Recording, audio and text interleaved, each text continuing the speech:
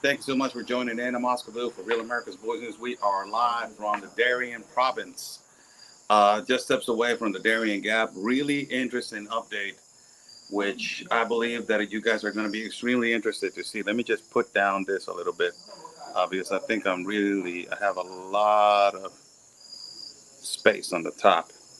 I think that's better. Yes, that's better. Um, really, extremely important update for everybody that is watching. Just share this video out. And of course, buy me a copy. It is pinned in the chat. If you guys like to contribute to my independent reporting and travel fund, I'm over here, in South America. So your support is much needed for me to continue and give you guys a reality and truth of the news. So there's a lot of situations which, there's a migrant right here from India, just sitting down right here, steps away from me. Let me see if I can bring him on in a few moments to, he's staying in the same hotel that we're staying. That's how this international mass migration continues to the Darien Gap. But, update for everybody that is watching. A couple of videos that have been going, viral on X, have been going out there on X platform. I put out a video. The first video, it is of a Chinese migration. Chinese migration continues through the Darien Gap to a specific part of Carreto it is called. Even in the middle of the Darien Gap, there's social classes, and this is a route that is a really expensive route. That apparently the cost to travel that route is between $700 to almost $1,000 just to get them through. And we saw a lot of these migrants. The first day that I came here, I saw them leaving on a bus. So it was around 200 of them. The second day I was here, there was 120, 140 of them. None of them knew how to speak English. The majority of them, they were males. There was a few, just two of them that they knew how to speak English. Few words here and there. All of them going through California. The route, apparently it is Jacumba. For the people that are watching, that they are reporting from that specific route, a lot of the migration that is coming, it is going to be hit on that particular place. Jacumba, you're going to get a lot of migrants from China and a lot of migrants from India in the next incoming weeks. You're going to get hit. There's the mass migration continues over here with migrants from China arriving on a day-to-day basis. They're counting around 100 to 120 migrants from China. That means that around a week, there are approximately between 500 to 700 migrants from China. They're potentially the ones that they're arriving into this particular province. And ultimately, none of them, the majority, none of them, knows how to speak English. None of them knows, how to speak English. So, to the actual media that is covering this, Hakumba or Hakume or Hamul or those particular parts. I know the part of Mexico, and to get to to that specific part in California, let me tell you, and the part of California is real easy. On the side of the American side, you could be standing, recording there for hours, and nobody's going to say anything. But on the side of Mexico, it's really difficult to get in there. You have to go, and I went in there with a convoy to Hakume, with a convoy of the National Guard, with a convoy of the Institute National Immigration of Mexico. It's really difficult to get in there because it's all cartel controlled, and it's really difficult to go alone and to try to get out. So the information that we're getting from all these Chinese nationals that they're here right now, I'm staying at a hotel that is next to the Darien province, and it is packed with people from China. Packed. And as a matter of fact, we don't even know if somebody's going to come out right now and it's going to be a migrant from China. And I'm just going to pull him in and say, like, hey, say hello to the camera. And you're actually going to see him. And this, Chinese migration has been continuously. Today we went over there and we asked a few questions, asked the questions to the Chinese migrants about CCP. What did they think about CCP? All of them, they said F CCP, F Xi Jinping. I don't want to say the whole word, but ultimately you guys know what that means. And also I asked the question, if you had the opportunity in the United States to vote for Trump or Biden, who will you vote? And both of these Chinese men that I was talking to, the only ones that they knew English today, one of them said, I will vote for Trump because Trump is a fighter and Trump never backs down And the other one said, I will vote for Biden because Biden is letting migrants in. So particularly the majority of the migrants that they are arriving into the Darien Gap, and the idea that they have is that because Biden is letting them in, he is the candidate they need to pick, and he is the one that they need to choose. Now, today also, I asked a couple of migrants that they are from India. The other day, I asked a migrant that he was from India. I asked him, what do you think your possibilities of getting in? He said, in the Constitution of the United States of America, this was absolutely unbelievable.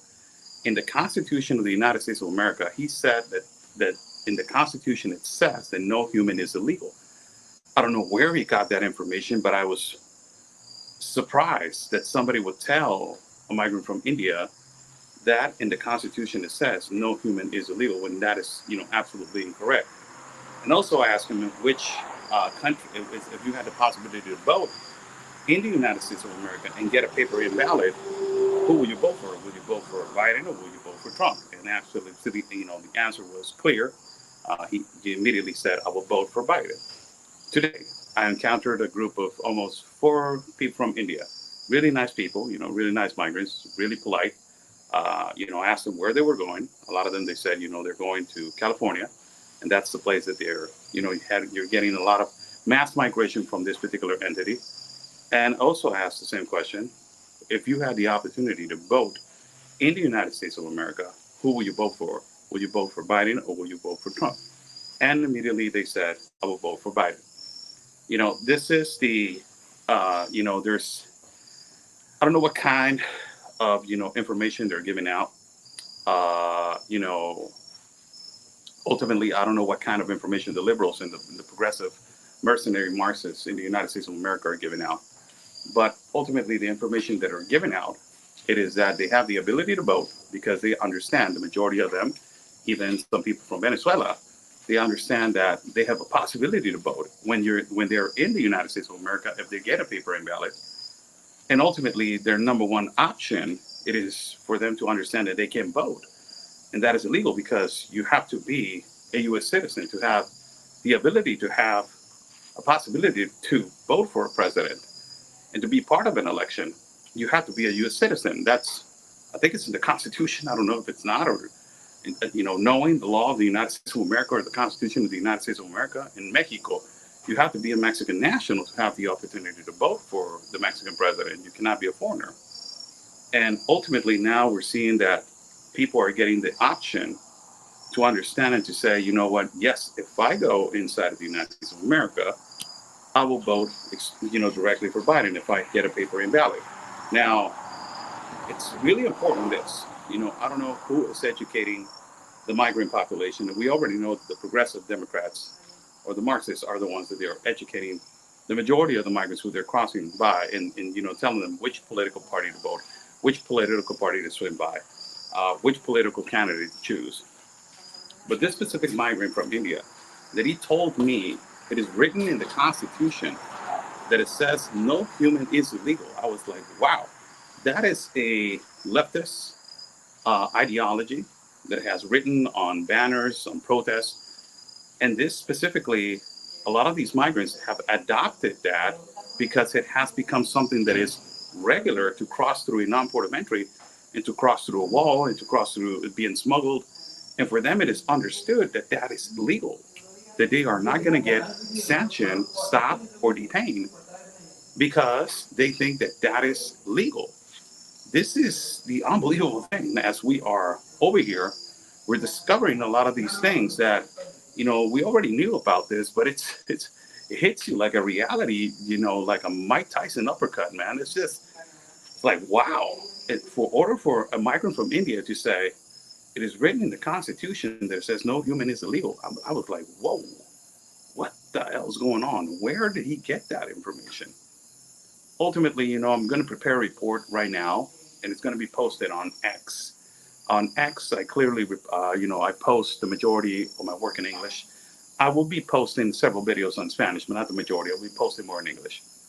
And I will be posting right now the video that is in reference to the mass migration today that we saw of people from China arriving. And, that's going to be extremely important for everybody to understand.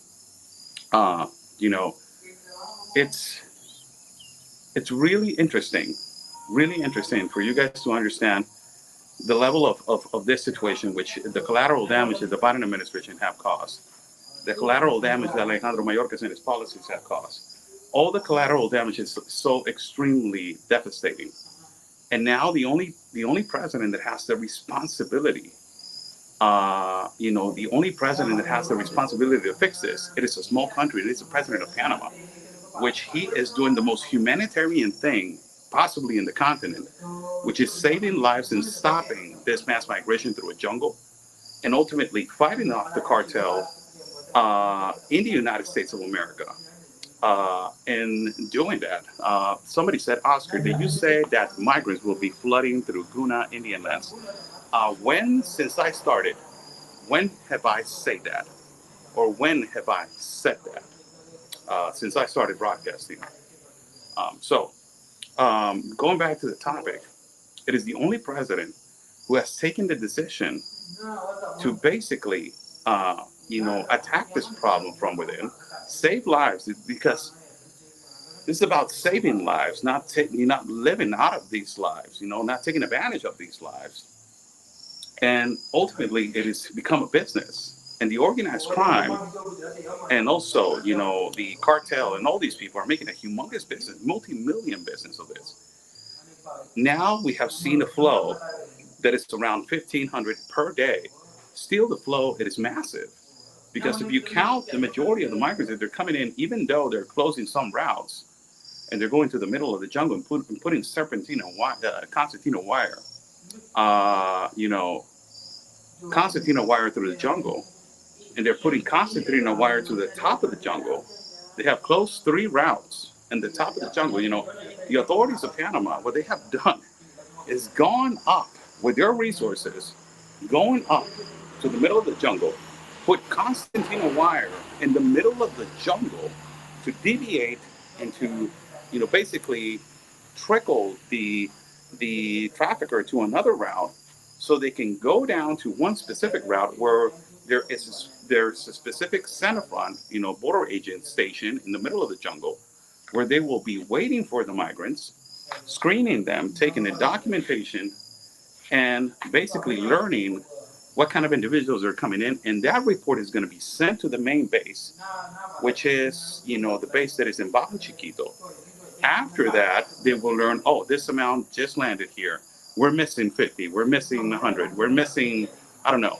This is the amount we're missing. And for me, that's, incredible what the authorities of Panama they're trying to do until this point with their own resources. It's beyond overwhelming. It's beyond overwhelming. It's a lot of money. It's a lot of costs. Helicopters. Using the special forces vehicles, vans, buses. All these expenses they have gone into the on the Panamanian government, and there's no accountability for the Biden administration. There's no accountability for what they have done to the middle of this pristine jungle that is environmental disaster. There's no accountability for the multiple lives that they have died under these policies. There's no accountability for the cartel, how it has grown on the other side of the Colombian land. There's no accountability how all the lives that they have been taken and raped and abused and punished. Nobody has the accountability to this administration of the United States of America that just simply come down and try to fix this with just a certain amount of dollars. And I will go home. No, these are crimes against humanity. I believe so. And something needs to be done. And the only one that is doing the most humanitarian thing right now in the continent to practically save lives of the migrants and combat the organized crime is the president of Panama. Is the only one. And this small country, it is putting an example to Mexico, the United States, Canada, the big countries, to just basically let them know how this needs to be fixed and how it's going to be fixed. Now, is it going to have a lot of enemies? Well, only the international organizations, which you already know that what their agenda is. They keep pushing this. They're, living out of the crisis, continue. I'm sorry, I'm drinking my coffee right here. You know, continue to live out of the crisis. Uh, these videos, you can find them on platform on X. They're going to be shared on Real America's Voice News platform. Uh, it's never, when you come to the Darien, never cease to amaze me, man. All the things that you can see, all the stories that you can hear, all the situations that you can actually, it's just, it's incredible. It's just beyond unbelievable, beyond incredible. Um, and I clearly do not understand, until what point the Biden administration is going to continue to risk lives. Uh, these are crimes against humanity. There's no other way. What is happening in Texas, what is happening in Arizona, recently what has happened in California. That area in California, I discovered that area back in 2018, I believe so. I discovered that area. I even have video. It's documented. But even that area, Hakume, it is, it's what everything that is happening is crimes against humanity. It's crimes against humanity what these administration have done to the multiple families that they have been separated because of this policies, for multiple people that they have died, multiple people that they have suffered the consequences, multiple people that they have basically lost their lives, been raped, abused, and all this. I do not find, an explanation for this administration to just come down here and just, basically give out some dollars and say it's fixed. You know, so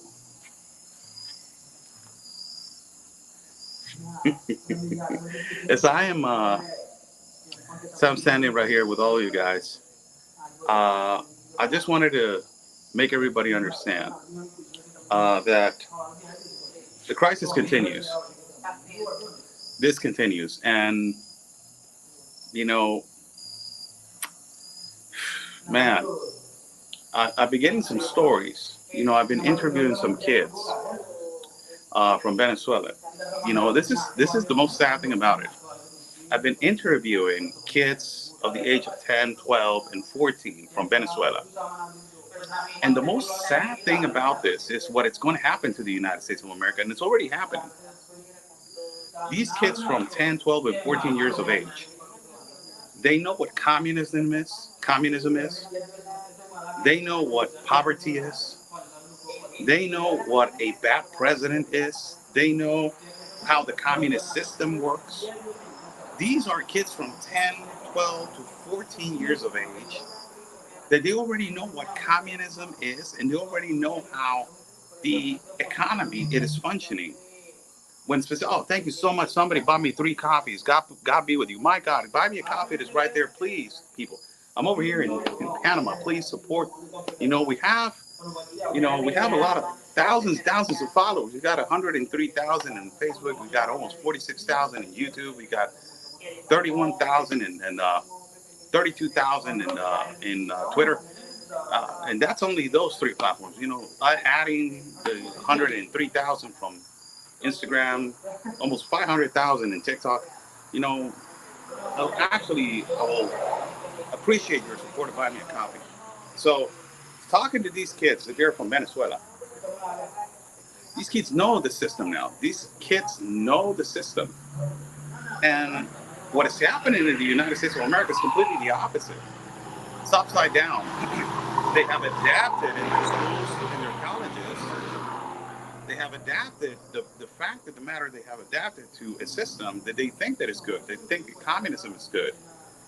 They think that Marxist is good. They think the left progressive liberal activists, what they're doing, destroying cities and learning about Marxism and the gender identity, they think that that is good. And that is what they're brainwashing your kids in your schools. Look at these kids of Venezuela. They're 10, 12, and 14 years of age. And they know what communism is, what socialism is, how the economy is being run in their communist country. This is a clear, deep message into the American youth. This is where your youth, it is going to go. If this continues with the left progressive, liberal Marxists continues to dominate and to ultimately implement their narrative, in your country. This is where it's going to go. Your youth, next to they're going to be on these, sadly, on these circumstances where they're going to have to exile or they're going to have to go to somewhere else. And as they're going to somewhere else, migrating, it is going to be absolutely amazing to recover because to recover Venezuela, imagine how that is going to be. I don't think that the country, has to be decontaminated from the root. And the total reconstruction, it has to be another independence. It has to be an independence of communism, an independence of a dictatorship, an independence of the leftists. It has to be another independence. And I was talking to a Venezuelan today. He was telling me about there needs to be another independence. This is not just leaving communism and getting Maduro out. It's an independence. We are liberating ourselves from a dictator, from communism, from socialism. How sad is that? And you get the youth from 10, 12 to 14 years of age explaining to you what communism and how an economical disaster, how it is badly located. And ultimately, you're seeing that, and you're explaining in your mind like, what the hell? What is the American population is doing? Is this where it's going? Is this where the youth of America is going? Because you're seeing pro-Palestine, pro-Hamas, pro-Hezbollah, all these protests defending the terrorists. Ultimately now they're, the gender identity and all this leftist progressive Marxist ideologies that they're absolutely nuts and crazy, and this is where the youth is going. So today, we have a great lesson, it's unbelievable to see, unbelievable to understand where the youth is going. And sadly, we can get to understand that the youth in the United States of America has a gigantic problem. And the gigantic problem, it is obvious. They're being brainwashed and infiltrated by a bad government. But over here in the Darien Gap, you're seeing that everything that is coming out of the Darien has a one thing that is perspective, one perspective. First and foremost, they think that Joe Biden is a great president. That's holy moly. And just because they're letting people in, they think that Joe Biden is a great president. That's the crazy thing about it, that they think that Joe Biden is a great president because they're letting them in. They don't even know what a catastrophe of a crisis and an economical inflation, what this guy has caused. But first and foremost, and second of all, they're educating them to think that, in the Constitution it is written that no human is illegal. And that was for me, wow. It's going all the way now to the Constitution. All the way now to the Constitution. These people have no barrier, man. These Marxists, progressives, mercenary activists, majority white liberals, they do not have no barrier whatsoever. They're willing to destroy everything that is law and order, and they're willing to put their narrative through your mouth and through your throat until you understand. And the last thing about it is that, talking about the Chinese migration, every single one of them is running away from CCP, supposedly. And I asked this question, have you heard spies coming in through these vulnerable groups? And one of the Chinese said, just a few. How many a few do you need? He said just a few, and I have it on camera. So you will get this video that I'll be posting on X, on the next incoming hours. I will be posting this video on X where I asked him this question. How many spies, or have you ever seen spies, or you think spies are infiltrated on these vulnerable groups of Chinese? And he said, well, just a few. How many a few do we need? Or how many a few do you need? Definitely not even one. But it is, it's crazy to just imagine this. And, this Chinese migration, I understand that they're going through a, communism and the CCP, how it's mistreating their own people, but how they are going to work as soon as they get to the United States of America. Latinos, a lot of them also, they do not speak English, but easily they can adapt to something because Spanish-speaking language is one of the second languages in the United States now.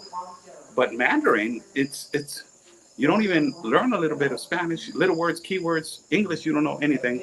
And Mandarin is the only thing that you know. So holy cow, does it have a purpose?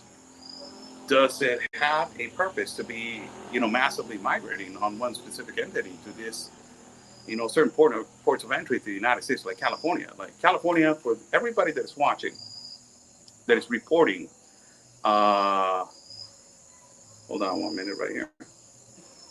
Uh, Everybody that is watching that is reporting specifically right now on California, all the way down to the Darien Gap, I'm telling you right now, you are going to get massively hit right now with the mass migration from people from China and people from India. That they are now directed specifically to that specific port of entry in the next week or 2 weeks. This mass migration that is going to arrive, and I'm talking about that they are reporting they're coming out from the Darien between 80 to 120 migrants from China on a daily day basis. You're talking about that this works from Monday to Sunday, it's 700, close to 700 or passing 700 migrants from China specifically, moving all the way to the north.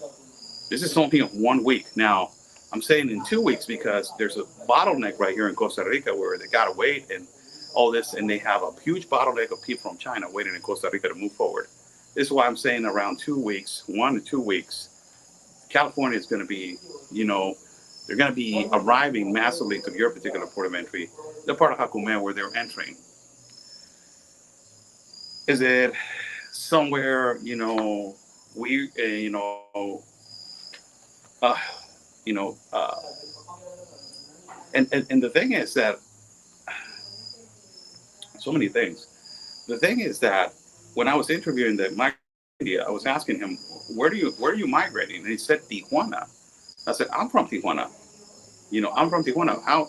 Where? And he said, through a wall. And I said, that's incorrect. That's illegal. And he said, no, it's not. My brothers and also my family went through there. Yeah, but it's illegal. You cannot do that. No, no, no. It is written on the Constitution that no human is illegal. I'm like, holy moly, bro, you are paying the cartel to open up a gap in the wall and let you in into the United States of America. It is unbelievable that you are right now incredibly thinking that that's okay. And, and to think that they have this narrative and they have this understanding that that's legal. That's the way the Democrats have educated this mass migration. There's a question right here. Kevin says, if Mexico closed its southern border, the migrants could not get to the U.S. True or false? Why Mexico needs to do what you tell me to do? Like, why should we do what you tell us to do? Why? If you have an open border policy and it is because of you that this mass migration that is all over the world and it is coming through the Darien Gap and it's coming destroying jungles, cultures, you know, completely being a burden in some borders in Central and South America, arriving to Mexico, incentivizing the cartel to grow massively 2 to 3 times now because you have incentivized, your government has incentivized this economy. But now you're telling me if Mexico closes their border, they will not reach the United States. Why we should obey what you're telling me right now? Because Mexico is a sovereign country, has their own constitution, has their own laws, and if they want to let in 70 trillion people, they're going to let in 70 trillion people. It is your responsibility, on the other hand, on your border, to have a secure border and to say, no, there's a port of entry. Isn't it logical? It's your border. Isn't it logical? Am I being illogical with you?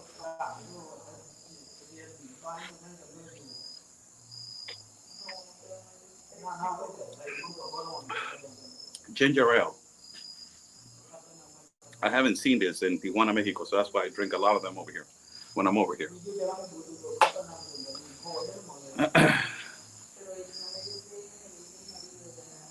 I'm just, I'm just trying to explain myself.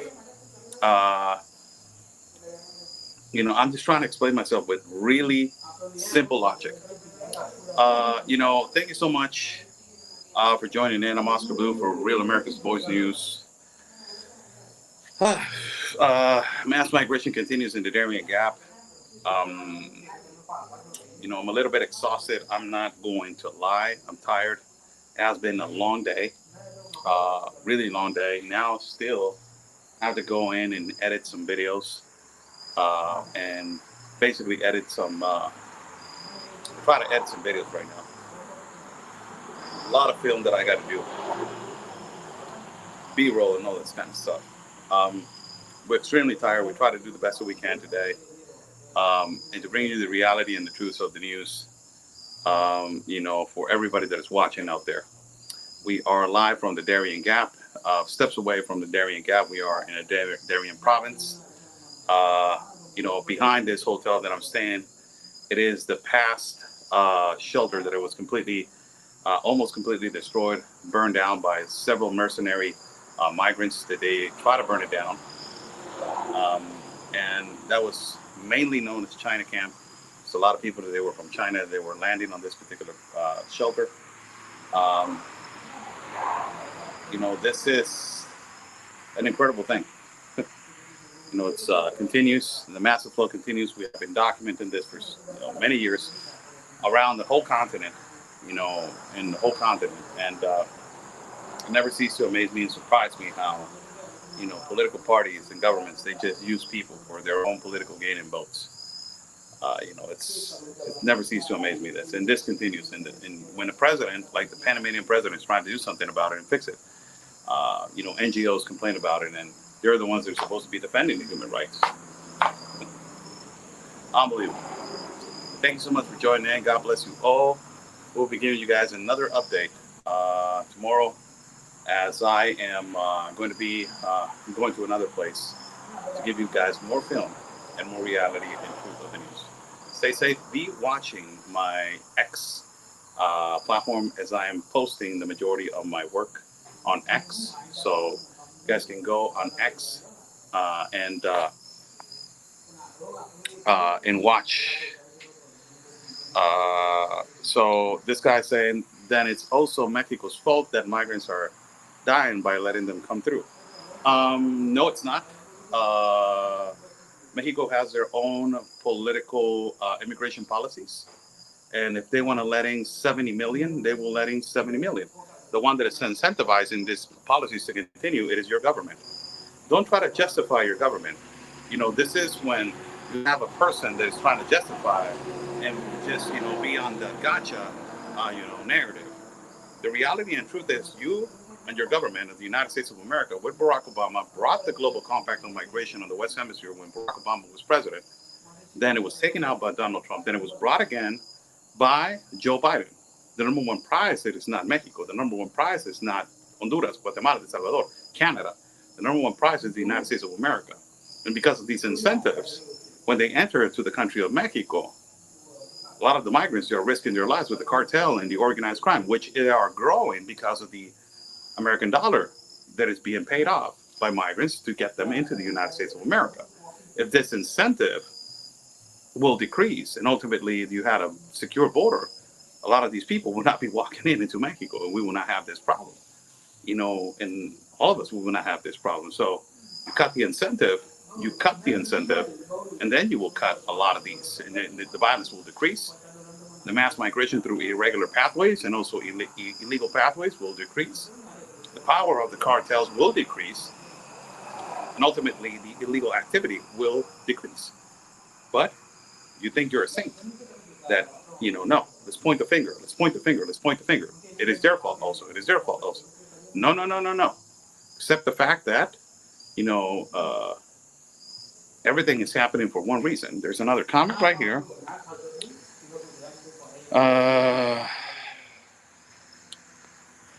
Somebody says, and the Mexican government isn't shutting down the cartels. One hand pays the other.